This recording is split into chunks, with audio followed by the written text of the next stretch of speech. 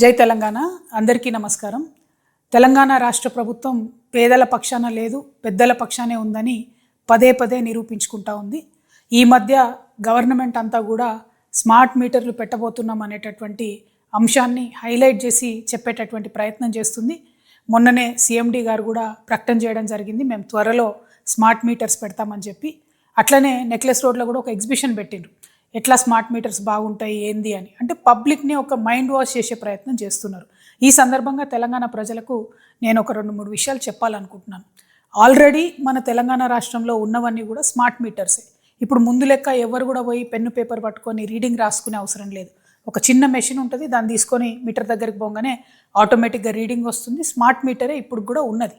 కానీ ఇప్పుడు వీళ్ళు ప్రపోజ్ చేసేటటువంటి కొత్త మీటర్ ఏంటంటే, ఏదైతే రైతులు ఢిల్లీ సింగ్ బార్డర్ దగ్గర ఉద్యమం చేస్తే నల్ల చట్టాలు తొలగించిండ్రో, ఆ నల్ల చట్టాల్లో భాగంగా అదానీ వాళ్ళ కంపెనీకి సంబంధించి మీటర్లు ఏవైతే వ్యవసాయానికి పెట్టాలనుకున్నారో, ఇప్పుడు కొత్తగా కేంద్ర ప్రభుత్వం ఒక కొత్త పథకం తీసుకొచ్చింది. దాన్ని రాష్ట్ర ప్రభుత్వం సంతకం పెట్టి ఒప్పుకొని ఇవాళ కొత్త స్మార్ట్ మీటర్లు పెట్టాలనుకుంటుంది. మరి కొత్త స్మార్ట్ మీటర్లు పెడితే నష్టమేంది అంటే, ఇవి మన సెల్ ఫోన్ ఎట్లయితే మనం మొదలే ఒక 1000 రూపాయలు, 500, 100 రూపాయలు పెట్టి ప్రీపెయిడ్ ఎట్లా చేసుకుంటామో అట్లా ప్రీపెయిడ్ స్మార్ట్ మీటర్లు పెట్టాలనుకుంటున్నారు. సరే, మొన్న మనందరం కూడా ఈఆర్సీలో గొడవ చేస్తే వ్యవసాయానికి పెట్టమని చెప్పిండ్రు. కానీ ఇప్పుడు మళ్ళీ మొత్తం పబ్లిక్కి పెట్టాలి, ప్రతి ఇంటికి కూడా స్మార్ట్ మీటర్ పెట్టాలి అనే ఒక ప్లాన్ చేస్తూ ఉన్నారు. దీనివల్ల నష్టమేంది? ఆల్రెడీ ఉత్తరప్రదేశ్లో ఈ ఎక్స్పెరిమెంట్ అయితే మొత్తం ప్రతి ఇంట్లోంచి మీటర్లు బిక్కొచ్చి ఎలక్ట్రిసిటీ ఆఫీసులలో మీటర్లు వేసి వెళ్ళిపోతున్నటువంటి పరిస్థితి ఉన్నది.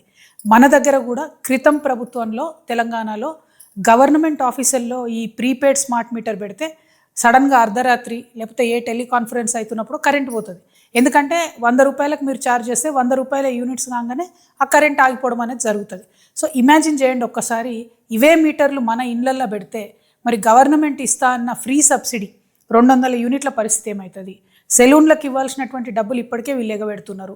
ఒకవేళ సెలూన్లలో కూడా స్మార్ట్ మీటర్లు పెడితే మనం ఏ కటింగో గిటింగో వేసేటప్పుడు మధ్యలో కరెంటు పోతుంది, ఉన్న బిజినెస్ కాస్త పోయే పరిస్థితి ఉంటుంది.